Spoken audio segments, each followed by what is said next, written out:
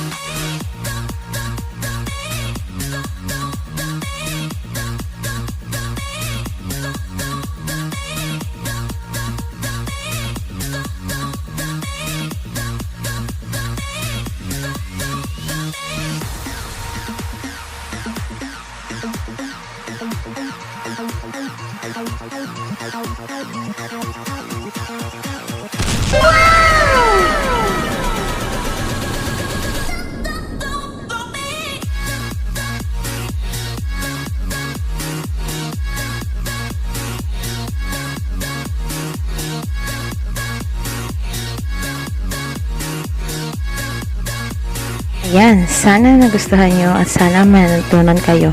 Ngayong New Year, pwede nyo itong gawin kung gusto nyo. Thank you! Don't forget to like, subscribe, and click the notification bell for more updated videos!